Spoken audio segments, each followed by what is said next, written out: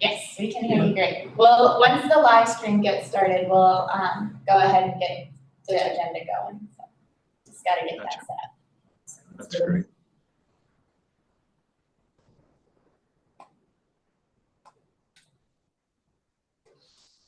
All right, good to go.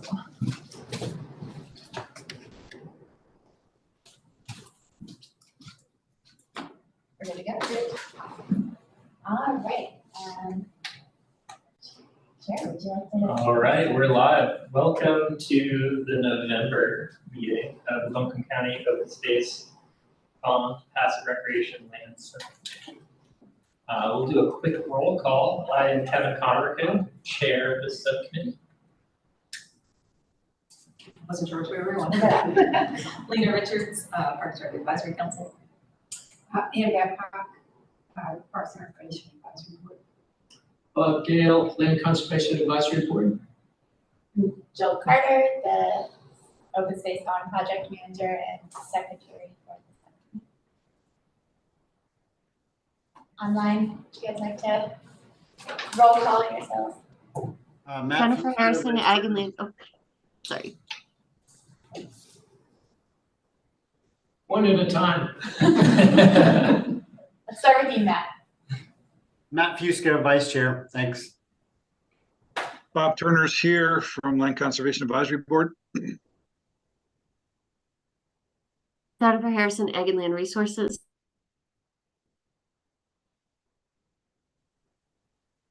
Thomas Gold, Parks and Rec.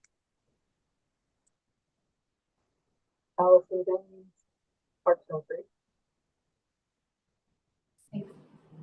Also, just letting you know, we couldn't quite hear you, so if you, we know you were introducing yourselves, but if you need to say something later, we couldn't quite hear exactly what you were saying. She's on mute. Okay.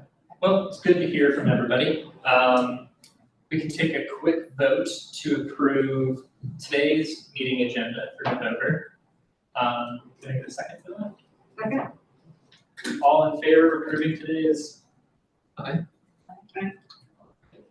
And the second motion I want to make is to approve the September meeting minutes. Two on the record. Second. Bob seconds. All in favor, say aye. Aye. So, an update on the bond. I'm going to pass over to Jill. Can you enable me to share my screen? All right, so I'm gonna share a couple quick slides, really just give you guys an update. I think you know most of what I'm gonna share, but the main agenda item for today is discussing the application and guidelines, so I'll try and keep this update brief. But yeah, so to start off, since we last met in September, we have had our very first approved open space bond project, which is the Woodfin Greenway. This was one of the two shovel-ready greenways that were kind of already allotted to receive Greenway bond funds when the bond was voted for. And so the Woodfin Greenway includes two projects under it. One is the Highway 251 section and one is the Beaver Dam Creek section. And the commissioners voted to approve this $1.27 million in bond funding towards the completion of that project. So we are officially spending bond money on projects now, which is exciting. We also have 3 conservation easement projects in the pipeline. These have not been approved by the commissioners yet, but they were approved by the Land Conservation Advisory Board and are now going through their kind of due diligence phase. And then, as you already know, the passive recreation lands application is set to open in early 2024. So on the right here, I have just kind of a rough look at how much we anticipate will be spent of the bond funds by the end of fiscal year 24. And that's about 11% of the 30 million. And that includes the Woodfin Greenway, that includes those conservation easements if they're approved. And it also has a little bit additional buffer built in And then it also includes the administrative costs of the bond itself. So after FY '24, we'll have about 90% funds remaining. Passive recreation lands, because we're opening the application in early 2024, we don't expect to actually allocate the funds until the beginning of FY '25. So that's why there's, that is only 10% right now. But in FY '25, we do anticipate that share will jump.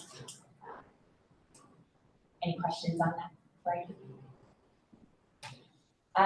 Additionally, the passive recreation lands evaluation criteria was also adopted by the commissioners in October. You guys already have seen this, but just as a quick reminder, this is the criteria that this committee voted to approve and that the commissioners voted to adopt. So we now have all of the evaluation criteria for each 3 components of the bond approved, and we can continue spending money now. And with that, we can go into the application. As I said, I just want to give a brief view of kind of what's up next. Today, we wanted to discuss the application and the guidelines for the passive rec projects. I'll go into more kind of what we're really seeking from you guys in a minute, but after this discussion, we'll go back and refine the application guidelines based on your feedback. They've also been through an internal review already, and then they're also going to be going through a legal review once our attorney's back. He's been out of office, but they'll be back soon. And then in the December meeting, we want to discuss the scoring rubric for projects and really be able to parse out, what does a top scoring project for each criteria look like versus a low scoring project? How do we distinguish between kind of different scores, I guess? And then we will be opening the application window in January 2024, and then this is in the application guidelines, but that will close in March of 2024, and we'll be able to go into project review and selection. Additionally, just for other information, the Woodfin and Inca projects are still estimated to be completed in late 2025, so the Greenways application window will open in early 2026. So that's just kind of a long-term next step. But that's my update. Like I said, I want to keep it brief. If there's any questions or thoughts about what I just shared before we get into the application. Quick question.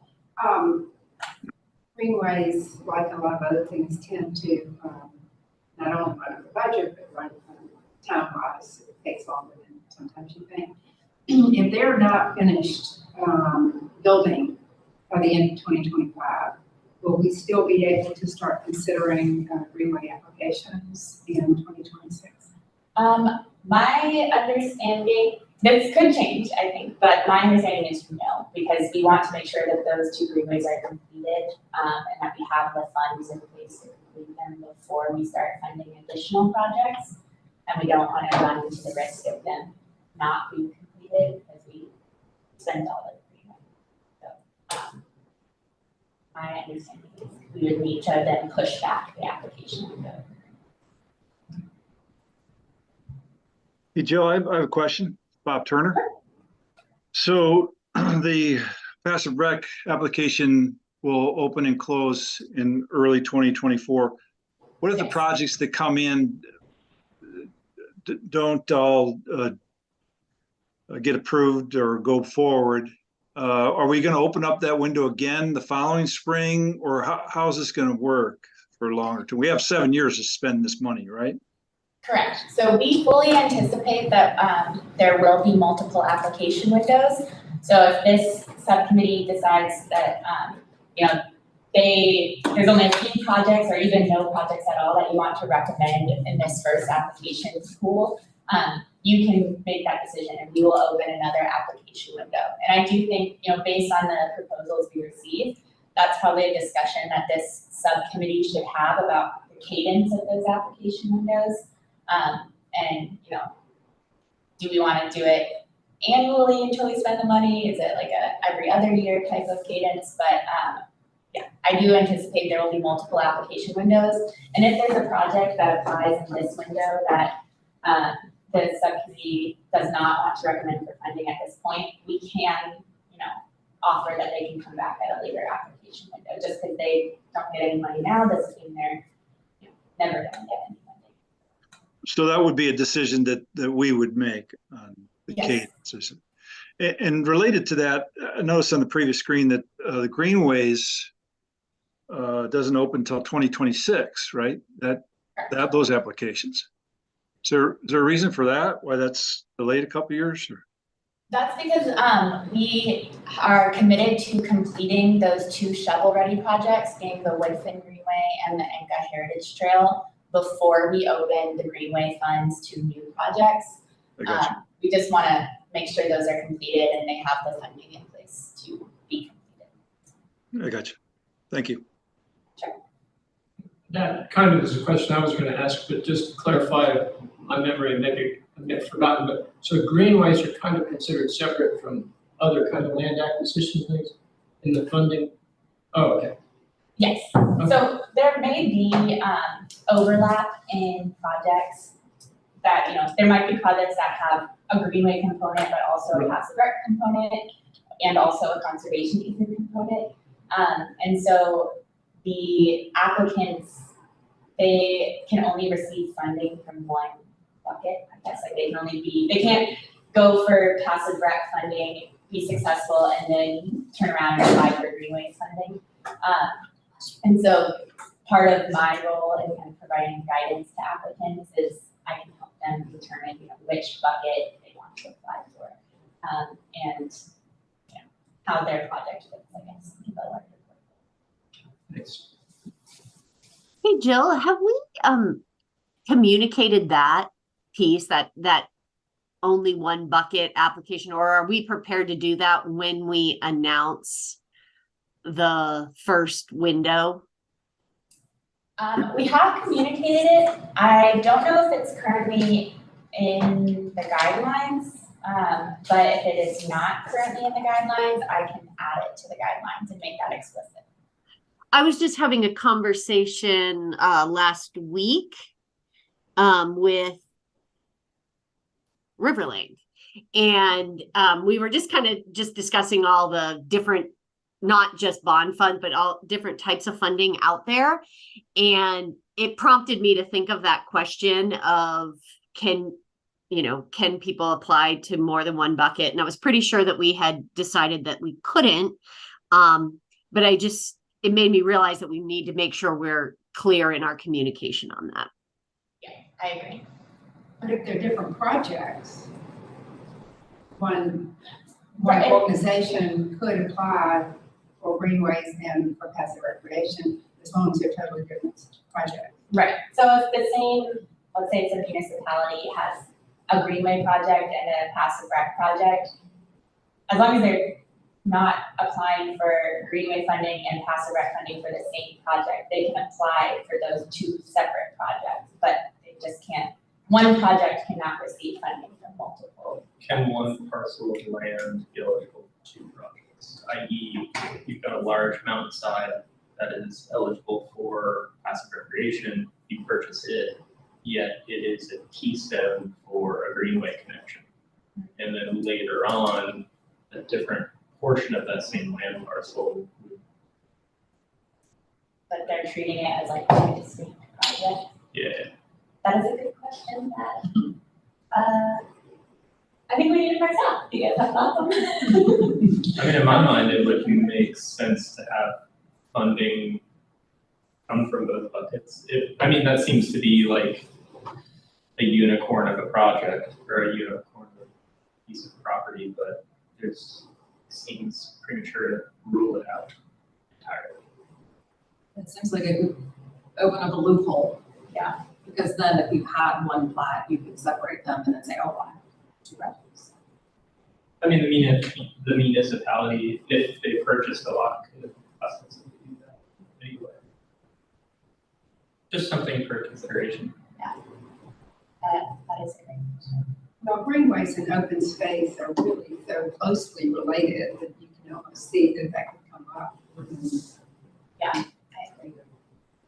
Okay, I think that is a great question. That was a question. For sure. All right, any other thoughts or questions on the update before we get into the application?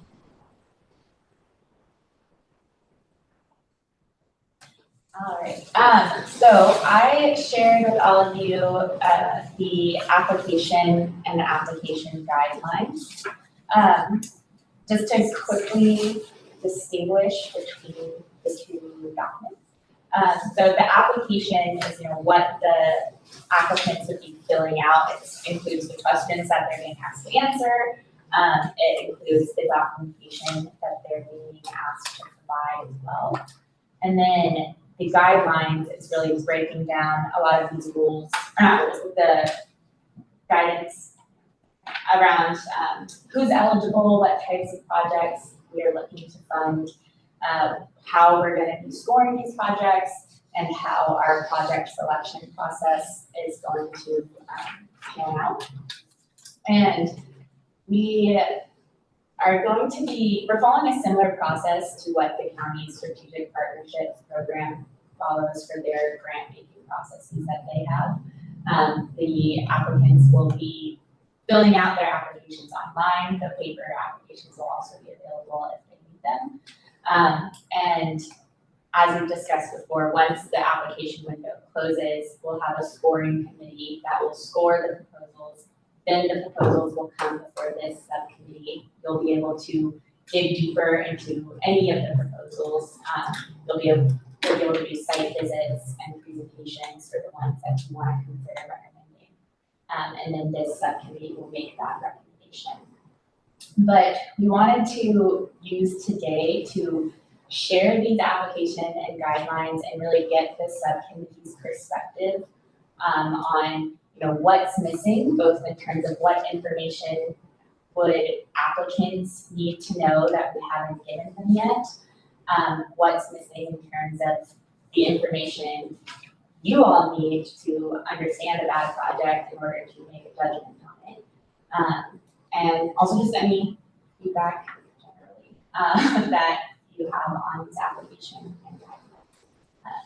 So I think it's helpful to go through the guidelines first because they provide a lot of context for the application. But I will pull them up. And I don't know if you've all had a chance to already look through these, so it'd be helpful for me to just kind of like run through the structure first and we can talk through different sections as you have feedback and thoughts. Yeah. So the guidelines really start with an introduction, just laying out what the bond is and its purpose. It also talks about how we are defining passive recreation lands and its distinct role as part of the bond funding. We then go into talking about the funding itself, which, I see your comment on the estimated amount. So this was a recommendation to include from our strategic partnerships team, just to give a sense of roughly how much we anticipate spending. We are not tied to that. You all can select more projects that have higher dollar value than that amount, or you can select fewer projects or no projects at all. This was just kind of a staff rough estimate, but we don't have to include this in the guidelines. So I'm curious as to your thoughts of whether you think that is helpful for applicants to understand, or if it's just. I don't think it's necessary to be in there, because it shows a limitation that I don't think we want to discourage people. If the project is larger. You're just saying if the project is larger than that. Well, I would hope no project is going to be larger than $2.5 million, but if there can be a number of project applications, I wouldn't want somebody to say, oh, well, it's only $2.5 million, we might as well not do it. Yeah, I think all the other narrative in that paragraph explains it, and that sentence with the figure doesn't need to be in there.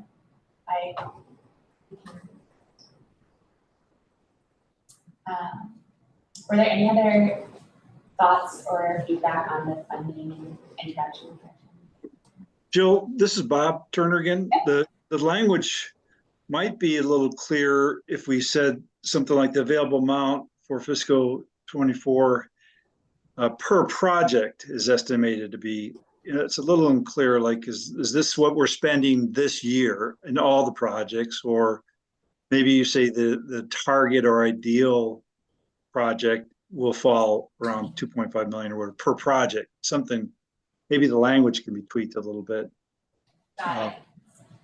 So our thinking was that, again, this was just a rough estimate that we had of, to try and plan out how much we thought we would be spending each year. So that 2.5 was thought of as being total for all the projects that would receive funding. But again, like that was mostly just for internal planning purposes. It's not a rule by any means or even an expectation.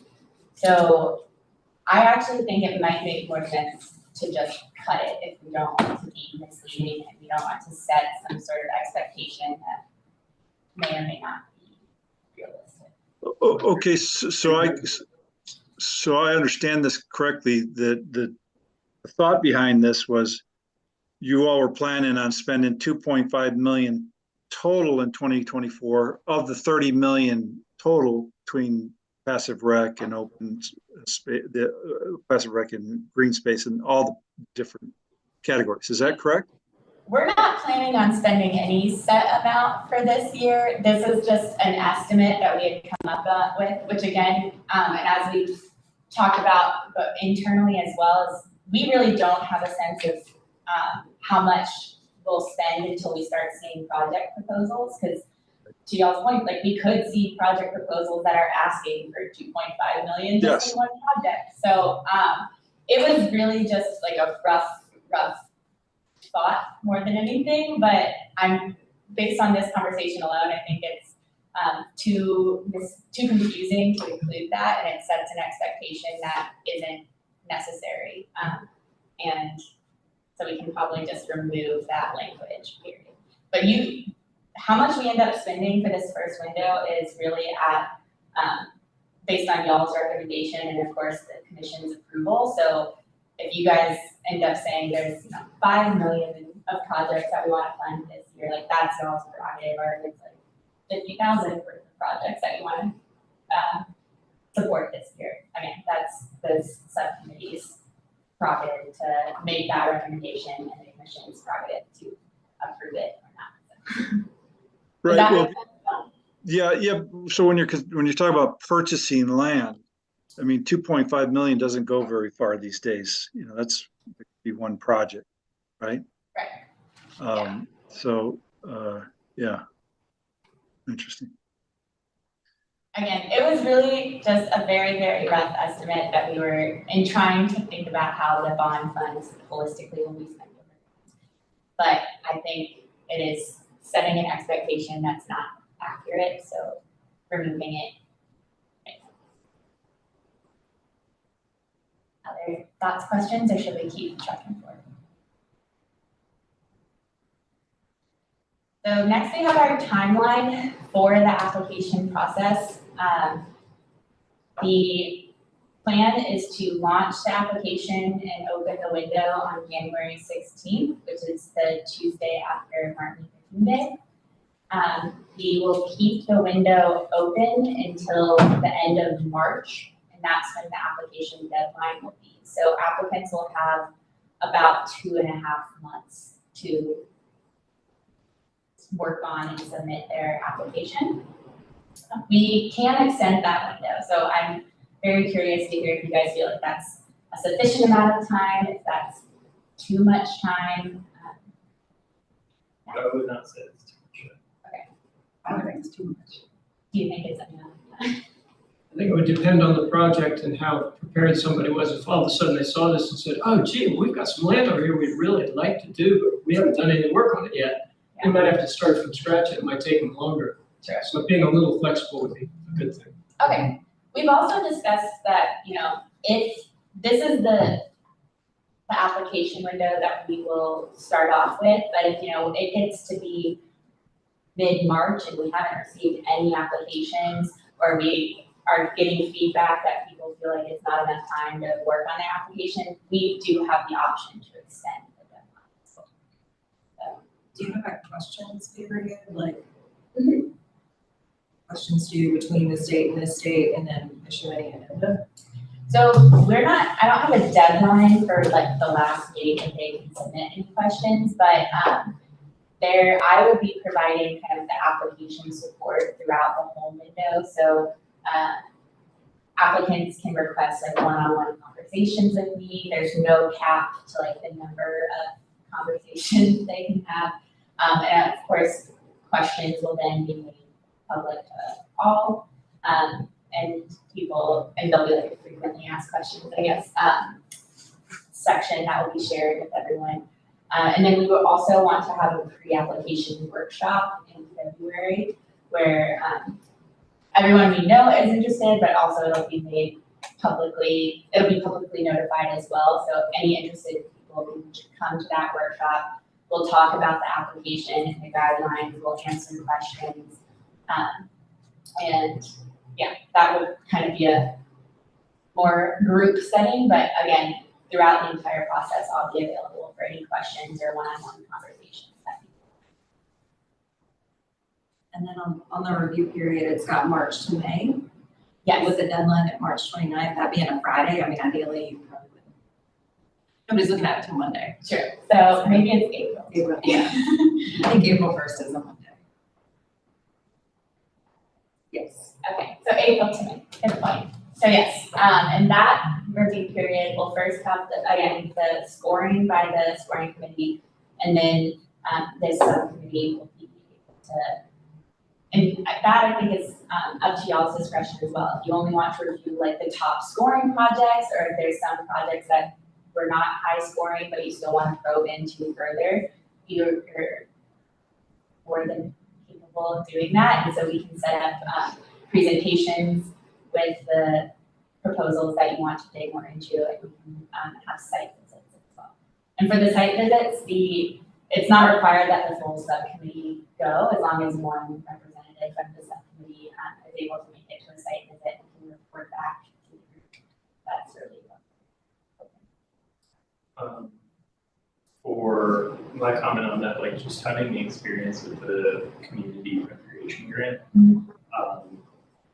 we were given a full list of grant applications, and through the process of reviewing them, like we were in communication with Parks and Rec staff where it's like, oh, actually this doesn't qualify.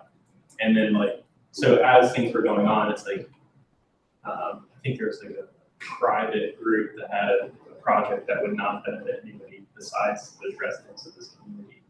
And so it's like doing a minimal due diligence to say, hey, these actually are not in the spirit of the process. And it's that way when it comes time to review, we're just looking at like legitimate applications. Because the other one is like, I read it, felt fishy, and in Google Street View that they didn't have any public parking. And that was what led me to be like, oh, this is just.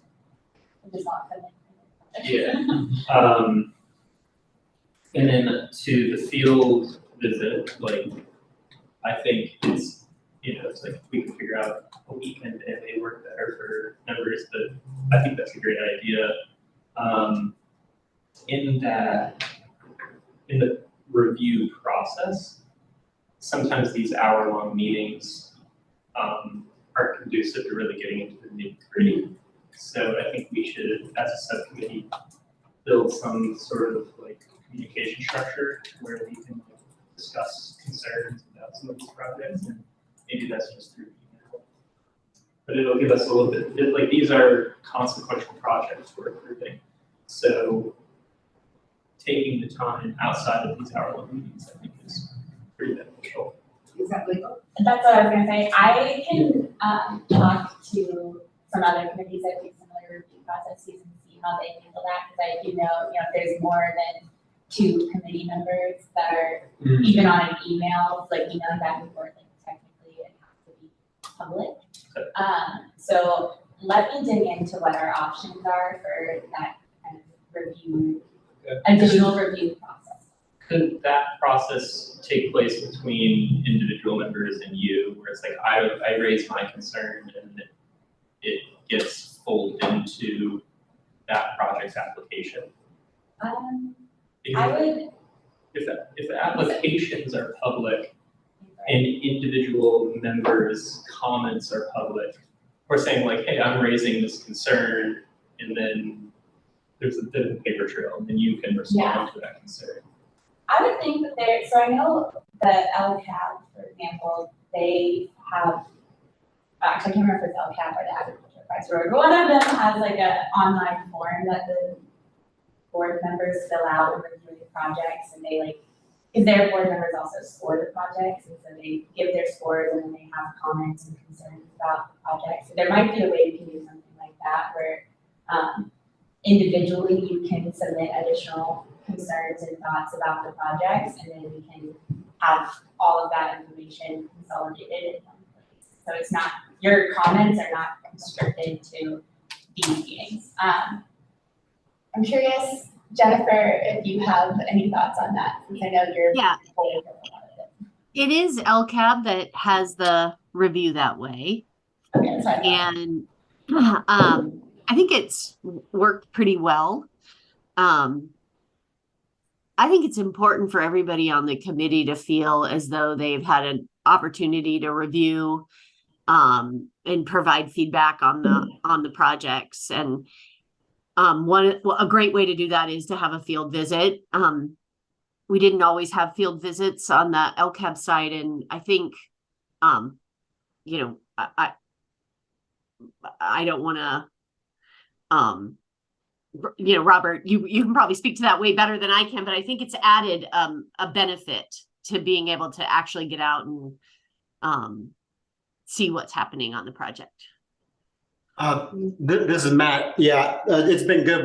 We've had the ability to go out and review sites as long as I can remember, and I've been on it since 2008. So that's definitely helpful. The one, I guess, consideration here is that if we get a list of, say, 5, 6 projects, to be able to review and make site visits between April and May of 24, it might be a stretch, unless we, dedicate a whole day to visiting projects, and who knows what those locations might be. I guess back in the bigger picture of the timeline, my first thought would be is that if this is a proposed timeline, that this should stay somewhat in place through the whole review process in terms of like while we spend the whole 30 million, so that if I don't make it for this year, I know that generally speaking, the end of March is going to be my application deadline for next year. So I don't know that I would suggest changing anything as far as the timeline goes, unless we do a little longer review. But so that we have a framework that we could kind of stick to for future deadlines. I know with RTP, they haven't even indicated when the deadline is going to be, and it's probably going to be in February, and that doesn't do a lot for people who need to do a bunch of legwork to get their project in the mix. So that would be one consideration that we might need to be aware of. That's a good point. Keeping the process standard, or even a timing standard for enabling applicants. No, I just add that, correct me if I'm wrong, Rob and Matt, but so when we have site visits, the very helpful thing has been that Highlands Conservancy or whichever land trust has done so much good homework and have things, so they're able to answer questions if we have them in the field as we're walking around, and that saves a lot, that gives a lot of input there. If there's any, by the time we scored them and we're voting on approving them, I don't recall, there are not too many questions, but if there are, the person, and the entity, Highlands Conservancy is an example, is there to answer, and we really haven't had much problems of anything dragging out longer. There haven't been really problematic questions, to my memory, over the years, guys. So it's just been, they've done their homework really well. Now, if we're starting to get Parks and Rec stuff, we're gonna get other entities that don't have that long history of doing all these things. Maybe there will be more questions that take some time to figure out and get answered, whether it's by email or the entity, I'm using Highlands again as an example, talking to the county staff, and they, get questions answered, and then they bring it up to us at the meetings or email, and then we all understand it. So I'm kind of rambling now, but yeah, you know what I'm saying? It hasn't been a big lengthy problem from the scoring to the meeting to approve it, but maybe this will be a different situation. Well, I think what I'm hearing is there needs to be a lot of time on the front end to Yes. get to know the projects and Yeah. understand them. So maybe we do want to build in another month into the proposal review so that, the scoring happens and then there can be an initial presentation of the projects that you guys want to see. And then there's a period for questions and digging deeper, and then we have the selection. Yeah, and actually, you're right. We usually do have a presentation by the entity first, and then correct me again if I'm having any of this wrong. And then we score it, and then vote, talk about it at the meeting, and approve it finally, or that somebody's there to answer any final questions. That's sort of the process that's followed. Yeah, that's right. I agree, Bob. We usually do have a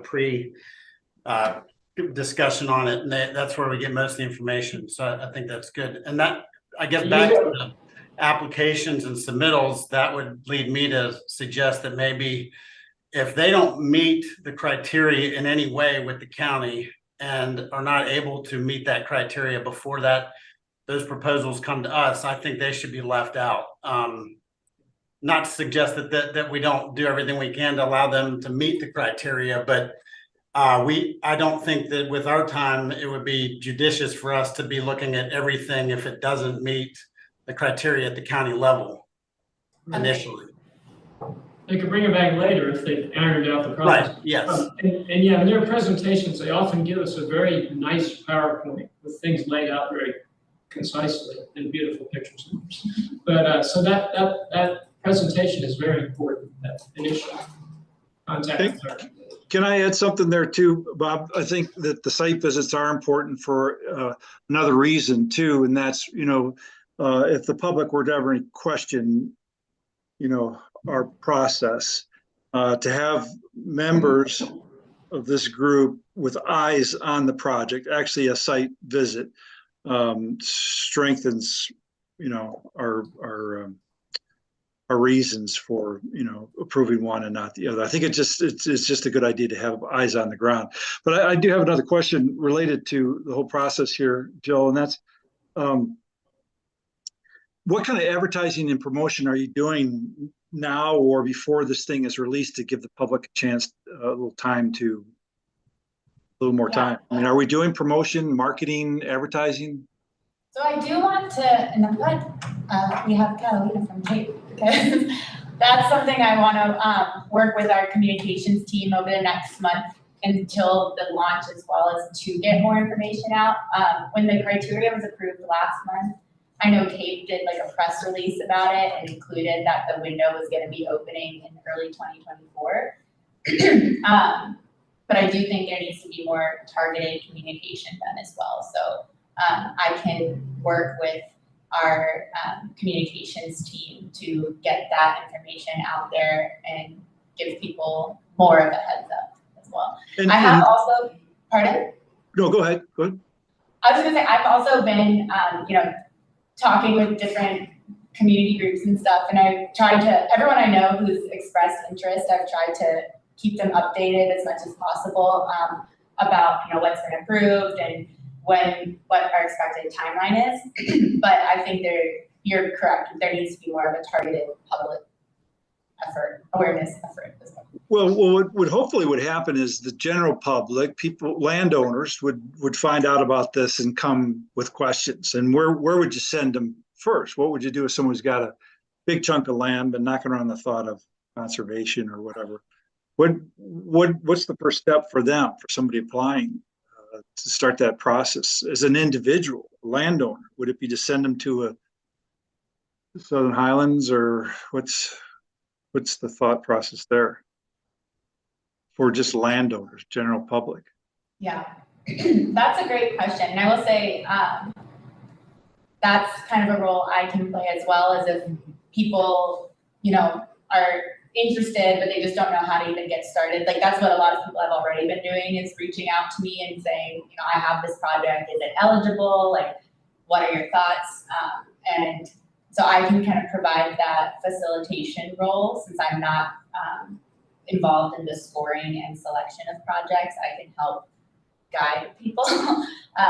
So, okay, that is helpful, as well as being able to facilitate connections with land trusts where appropriate. But we did, like, to your point, I think we need to get this information out as soon as possible so people can start asking those questions. It makes sense that you'd be the first person to go to, so you can try to talk to this land trust, yada, yada, or talk to us or whatever. Right. That just makes sense to go to you first. Well, I think that every project is, even the ones that I've already heard about are all extremely different and have very different, players involved, and the client organizations are all very different. So I think, me being that first point of contact and being able to help guide people based on the details of their project, of what they need to start doing now to get ready for the application.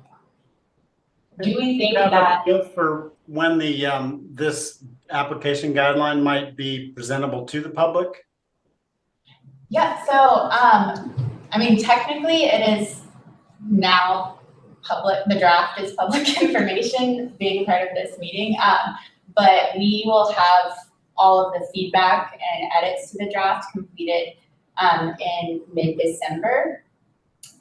But we were gonna release the application officially with that launch of the application window, which leads me to ask if you guys think that that January application window opening period is a good target date still, or if we think that needs to be pushed back, or if we need to expand the application window on the back end, I guess, if we're worried that people don't have enough notice at this point. That's definitely a concern. Through this conversation, I think we have a lot to go through today. But it doesn't seem like there's any this draft criteria is close. Mm-hmm. So I believe that we can have this come through by January. The question is, are the project applications going to see this and be a little bit long?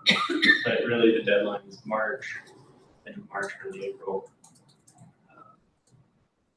I think having a little bit more liquid, where it's if we're getting feedback that there's not enough time to discuss moving it. Okay.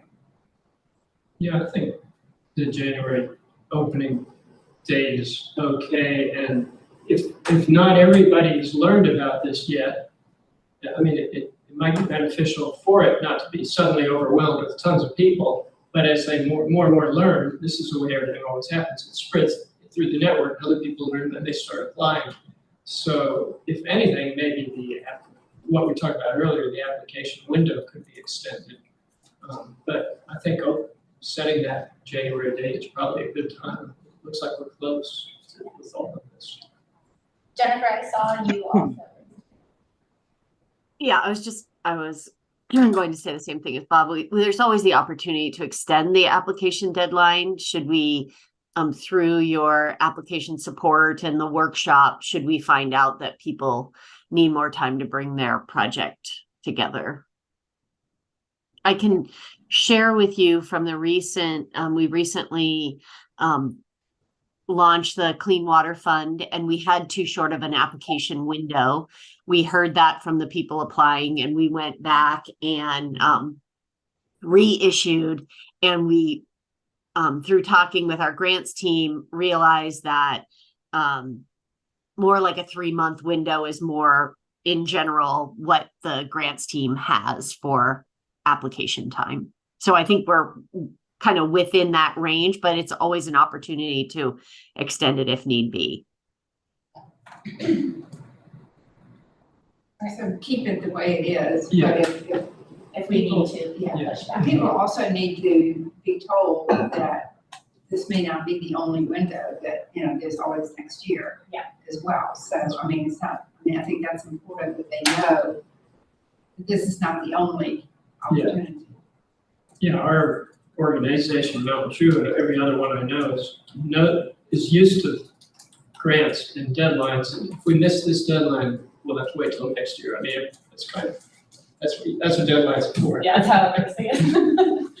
Well, I do think there are projects out there that might not be ready to apply this spring, but if they know that there's another window coming next year or whenever, they can try and get ready for that. Sure. Okay, awesome. This is a lot of great feedback on the timeline, and I think we've got a lot of considerations around the proposal review as well. So for eligibility, I mean, most of this is we've kind of discussed when we were doing the evaluation criteria, but the applicants, they can be the county itself, or they can be a municipality, they can be another agency or organization within the county. We left it pretty flexible, it's kind of anyone really. For projects, again, as we talked about, there's two types of projects, being the acquisition or the improvements, or it could be a combination of acquisition with improvements. And I just provide a definition of what we mean by both of those.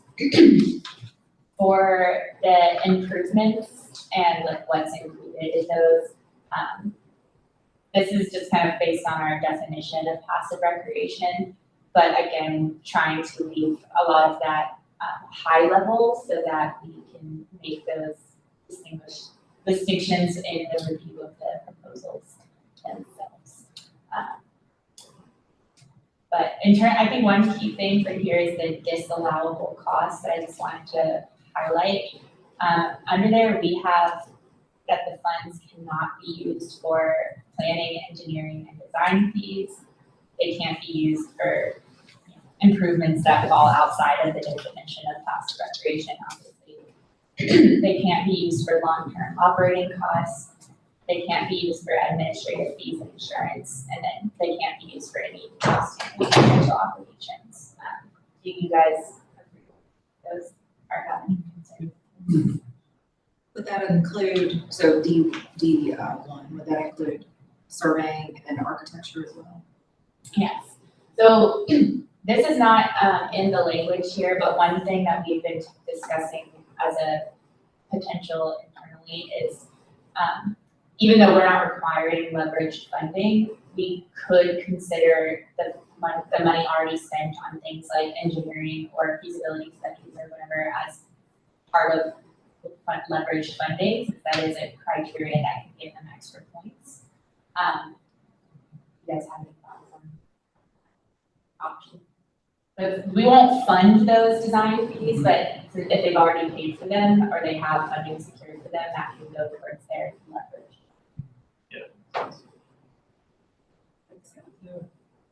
Makes good sense, I think.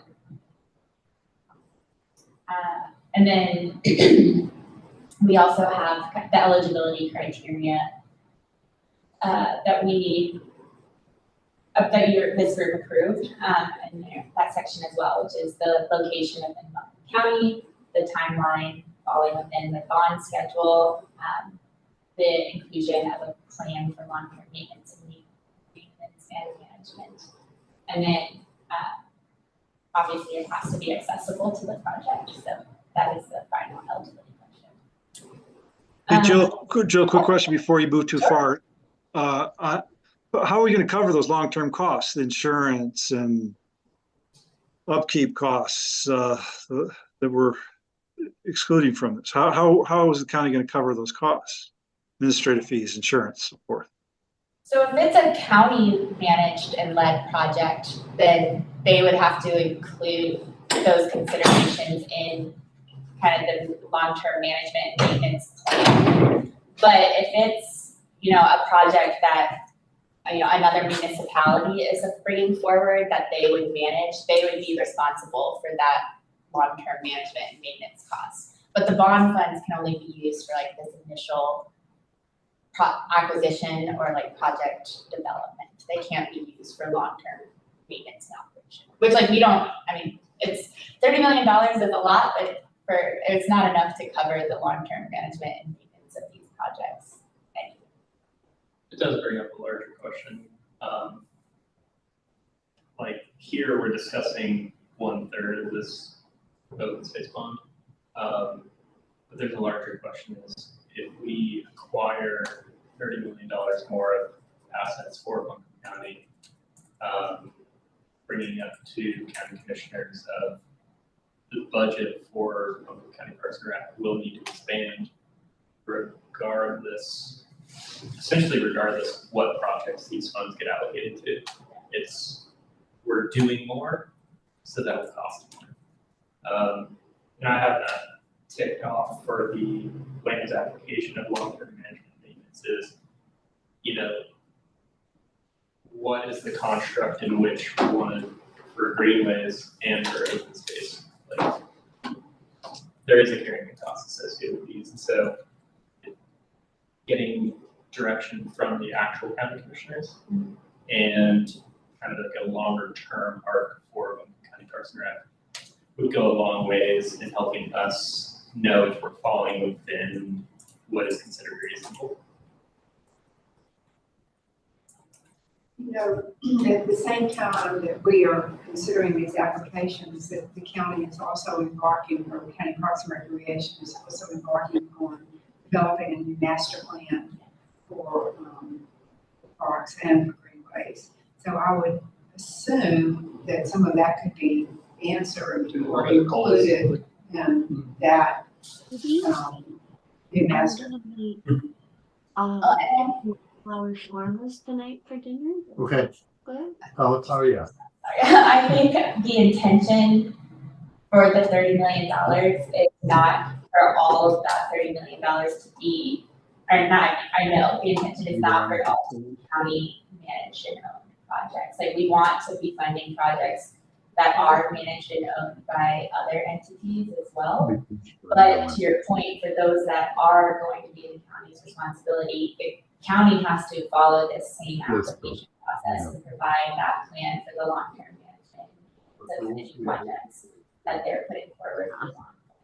And to your point, we do have the open space plan, park and rec master plan, and the greenways and trails plan, which part of that planning process is to help us think through what the implications are for managing and maintaining all of the ideal projects that come out of the planning process, including what comes out of the bonding. But Allison and Thomas, I'm curious if you guys had additional thoughts on that.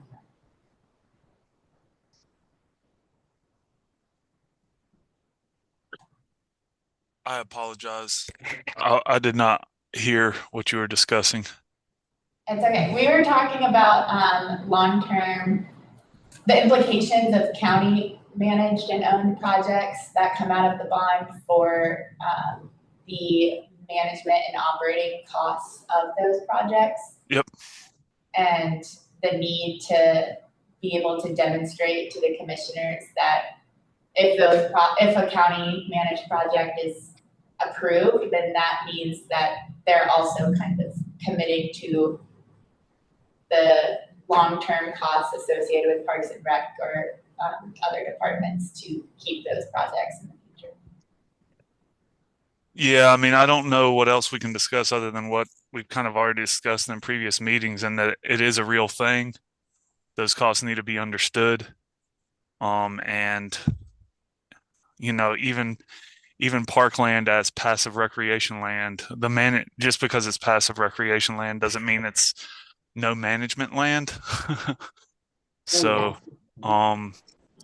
yeah, I mean, all of that is very real concerns and definitely something that, Parks and Rec is concerned about, yay, we have all these projects now, but we didn't get a budget that funded the staff to actually take care of these things. or the machinery that may be required. So yeah, I don't know if you can work that into your the application process or not, but I mean, yeah, it's a very real thing. So. Well, one of the things I brought up as well, Thomas, is that we have the requirement for the long-term maintenance and management plan in the applications. So, like, you know, if there's a county project that applies, like, you would need to see that management and maintenance plan for a county project as well.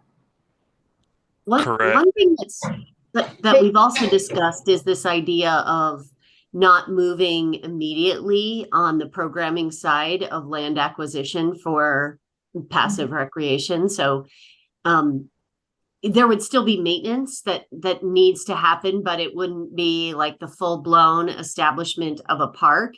And in that sense, you know, Allison, Thomas, I don't know if either of you have something to impart on that in terms of how you would estimate long-term maintenance when we haven't even maybe designed all the programming. Hey, so this is Allison. I would imagine that any project that comes forward where the request is that the county oversees it or takes ownership of it, I would imagine that commission, one of the questions they would ask is for us to predict long-term costs, knowing that if they approved ultimately a project such as that they would also need to be able to approve the long-term maintenance, staffing, and such. And I would imagine that at that point, we would probably be asked to forecast what those possibilities would be. And so that would be presenting something probably as a whole project, like if a project is coming forward that's just land and you know, we were looking at developing it as passive recreation or something different, that we would be asked for an overall project possibility and then perhaps what a phased approach for such a project would look like.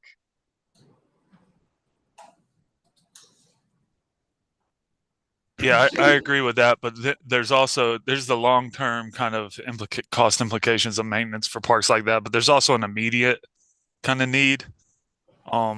Even for instance, if we were to acquire property for passive recreation and then didn't develop on it at all, people will go to it. People will know about the project and they will go to it. And that essentially, like from day one, there are cost implications associated with maintenance and staffing, because if people are going to a property, then you have trash concerns and all sorts of other stuff. So yeah, it's definitely important. Seems to me that if I think I heard somewhere there about estimating long-term costs or something, or getting the proposal to have an estimate of that. It seems like that is such a fuzzy thing to figure out how you do that. Maybe you have things, Parks and Rec has some things that they can go by, but it seems like if it's a passive thing and only so much activity is going to be happening there, maybe there could be a range. If you're trying to come up with estimates, maybe there could be a range, a lower range, and a medium range, and a higher range. So it would be easier to use a range of estimate rather than trying to come out with, it's going to cost this much each year or something. I don't know. I'm not a financial person, but I see that being awfully complicated. I mean, all over the board what it could be depending on the project. I mean, I would think that having the estimate of costs is one thing, but also just having the plan for how those costs are going to be covered is like, what my bigger concern is, at least, is like if you already have a projected funding stream for how you're going to cover your operating costs and your maintenance costs, like you have that, that's just as important to me as understanding like what your estimate of operating and maintenance is. That makes sense. I have a question for you. The people that are going to be scoring this, are they staff? Yes, they'll be county staff. the So- county staff, and so they will have a background in management and all those type of things that would be relevant. Exactly, so they'll include staff from the planning department and maintenance department. Ideally, I'd like to have somebody from Parks and Recreation on there as well, but we're trying to figure out if we can do that in a way that doesn't present a conflict of interest. If our Because you're Parks still and Rec answering department questions. applies to the bond for a project. But yes, the staff that will be on the scoring committee are picked based on their expertise and skill set and understanding these types of projects. So that's why, So we'll have guidance really Yes. from them to start with, exactly. and then we So- choose. That's good. Yep, they'll be reviewing and providing scores, and then they will also have the option to like flag specific concerns. So like the planning department individual has like a specific planning concern about a project or something, they can flag that as well. You guys will be able to see those aggregate scores and the concerns that were brought up or the comments that were brought up. And any projects, if you want to dig in deeper too, you can. I can also talk with this scoring committee about, if there's, a specific question you have about why something was scored, they might be able to come back and justify their scores. Yeah, I think that would be important.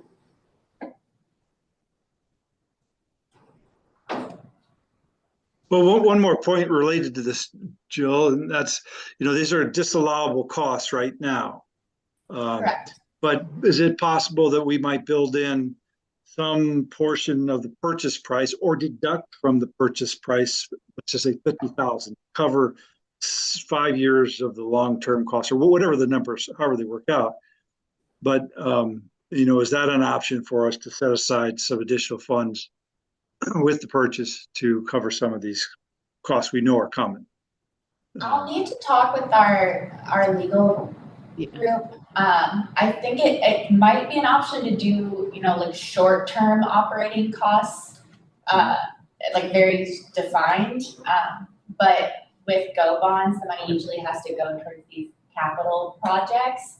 And so since long-term operating and maintenance is not a capital investment, then it's usually, I don't know if that legally can be funded by bond funds, but I will talk to our legal team about that option of doing short-term operating and maintenance costs, if that's something that this subcommittee wants to consider in allowable costs. Okay, I know we're at 1 o'clock, so I won't take up too much more of your time, hopefully. But for the next part of the guidelines is just the application process, which we've largely discussed already.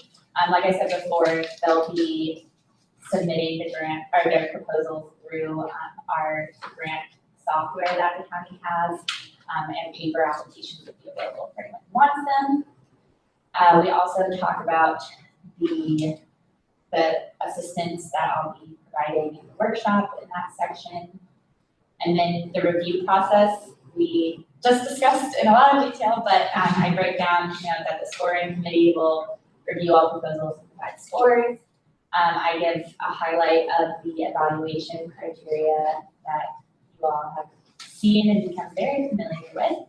And then I do talk about this subcommittee and your role in the process as well. And then finally, that the commission will make the final decision on which projects will be funded.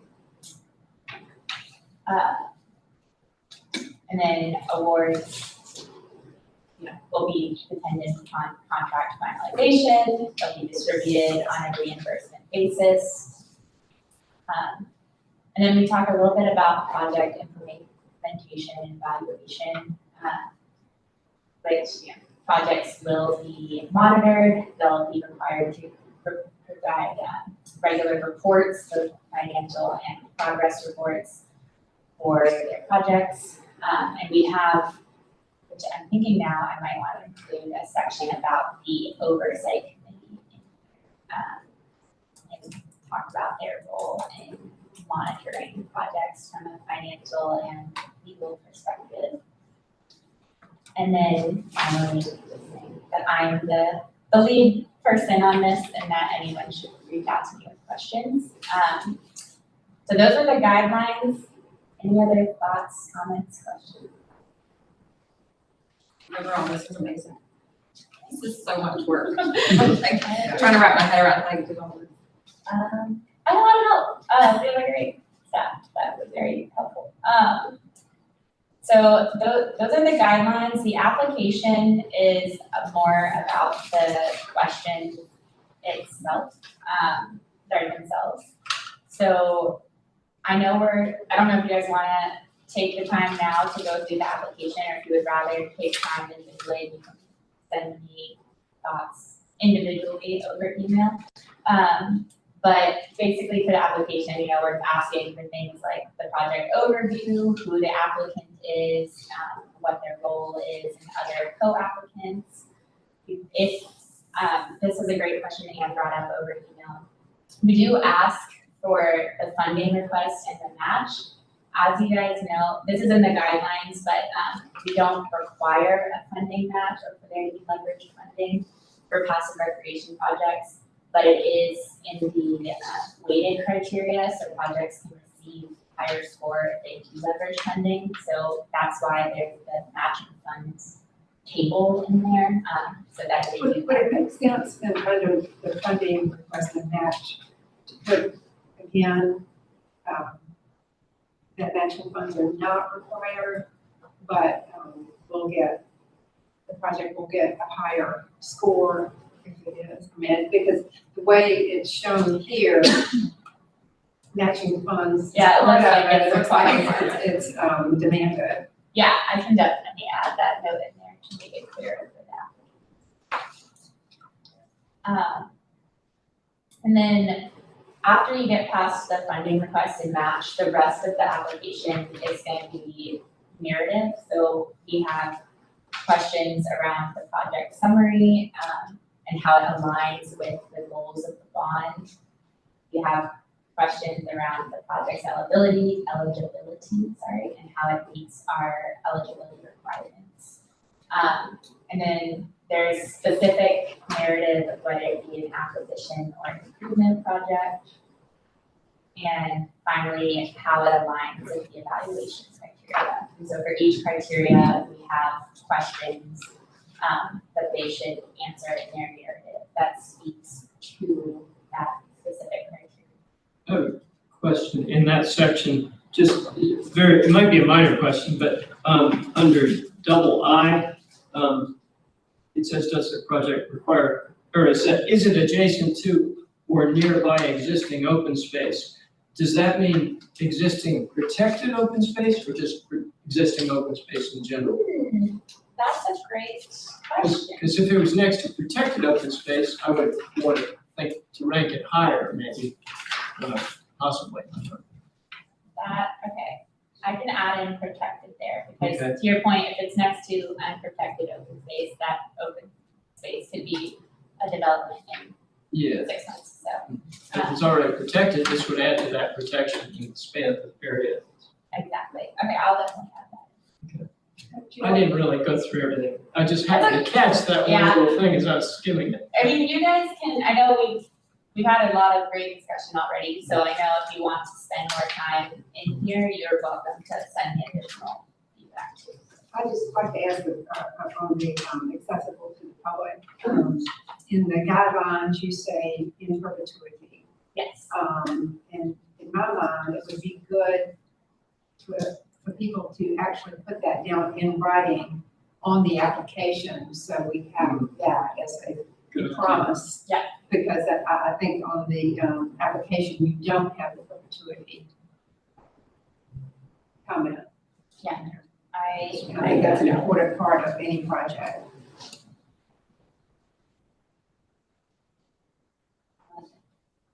We'll also, I mean, I think it's good to add that into the application, but it'll also be part of like the contract for any projects that we receive funding, the public access.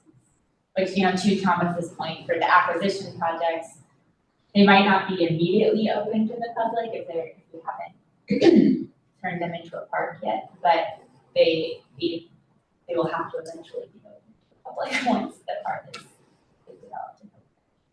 Hey, this is Allison. I have a question. Sure. Yeah, I just want to go back to something, Bob, that you were saying about if something is next to protected land, that you would foresee that it would be rated higher because you'd be increasing the protected land. I'm just also, just food for thought, would it not also be as valuable though, if there's something that's not next to protected land, but now you're protecting this piece, that it would encourage that other piece could as well? Like it's just a two-way of seeing it, that I don't, it's just for consideration, that. So I thought of that as I was asking the question. I thought it could work both ways, really. Yeah. So that's something to think about. Maybe we can prompt them that if it's ask if it's adjacent to existing open space, but then also ask another question of is it protected open space, and that way they can highlight if it's near any open space, and then specifically if it's protected, and then the subcommittee parse that out. I think this is kind of an interesting question from the perspective of what are we hoping to gain? When we want it adjacent to other protected lands, that helps with, wildlife corridors and things like that. But is that a goal necessarily of passive recreation land, or is the goal around providing community a place to recreate? And in that case, maybe less important than a conservation goal. And maybe they're all one and the same. Maybe it isn't, one is more important than the other, but I think it's definitely something for the committee to discuss on, what are we trying to achieve with this money, and then how do we weight those elements. Yeah, I agree. And I had, the reason I thought of that was that I'm so used to, for the Land Conservation Board, one of our ranking things from the very start in 2004 was if it's adjacent to protected land, it would be beneficial to get this area of conservation easement to help protected land and buffer it and that kind of thing. Right. But this is a different situation because we're trying to offer public recreation space too. So I'm open to that discussion. That plays out in the criteria. I mean, I'm curious if you guys feel like it does play out in the criteria well enough, or if we need to build that into the rubric then, because we do have a criterion around accessibility and equity, and then we have criteria around conservation, and they have different weights. Obviously, conservation is at 20%, and the accessibility is at 15%. So I think some projects might better meet some criteria, and some projects will better meet other criteria. So I think those types of questions will be really key to parse out in their scoring rubric. If a project that gets full points for conservation, is it next to an already conserved piece of land, or is it in an area that doesn't have any conserved land in it? So maybe that's where those nuances will come out, as in the rubric. Yeah, maybe it gets 2 points for each one. Either one would raise its score. Yeah. That makes sense too. Okay, so after the evaluation criteria questions, we asked for narrative regarding applicant experience. So this would be the organization or municipality, whoever, their experience doing these types of projects, their time in existence, resumes of key staff if applicable, those types of evidence. And then we asked for the project budget and a narrative explaining anything they want to explain about the budget. And then finally, there's additional documentation that we're requesting. One note I wanted to make here with regards to the documentation is that if a project is going to move forward, if it scores well, if you guys want to recommend it, or even in that project review process that we talked about earlier, if there's additional documentation that we want to ask for at that stage, we can. Originally, the like requested documentation list was probably 3 times this length, but then I was thankfully advised that we don't have to have everything right at the beginning. We want to make sure that this subcommittee and the scoring committee have the documentation we all need to be able to make decisions. And but some of that additional documentation might be more relevant to ask for later on in the process. But we don't want to make it too complicated for the smaller nonprofits. Right. Where, I mean, the county's got staff, the Southern Appalachian Home Conservancy's got staff, but there might be some good projects that are going to be put forward by smaller organizations that have a very small staff. I don't think we want to make it too complicated for those people. Right. Especially if they're at this stage, if they're not going to be likely to receive funding, like if they do score well and you guys do want to potentially recommend them, then we might need to ask for more information. But then it's more worth their while because the likelihood that they're going to get funding is higher than if they just apply at the beginning and we ask for a novel's worth of documentation that we're talking about their time. Yes, so those are the application and guidelines. I think you guys have given a lot of really great feedback and thoughts today that I will incorporate, but like I said before, if there's other things that come up, you are welcome to email me. Other than the goal is to have the final version done by December 15th. So the sooner between now and then that you can send your thoughts, the better, but have until then to put a final stamp on it. So you'll send us the final draft? Yep. Before the meeting? Before your December meeting? Yeah. Yeah, so I can send you guys an updated draft before the December meeting as well. The December meeting, I'm also hoping to be able to dig into the rubric and talk about those like nuanced questions like what Jennifer brought up as well, and how that plays out into what's a high scoring versus low scoring project. But yes, I will also make sure you have an updated draft of these, and any feedback you provide me between now and then will be included in the application. Thanks for your occasional reminders. Not that we should have to have them, but as with any kind of thing. I do. Yeah, I do. That's what I'm saying. I do. I will remind you. Yeah. So I guess, Catalina, do we have anybody for public? No, I'm You probably dropped off by now. Yeah. Thank you very much. Well, then I'll make a motion to adjourn. Meeting adjourned. Thank you very much for your work, Jill. Yes. Yeah. And the rest of the Milton County Parks and Rec staff. Very happy. You guys. Happy Thanksgiving, everyone.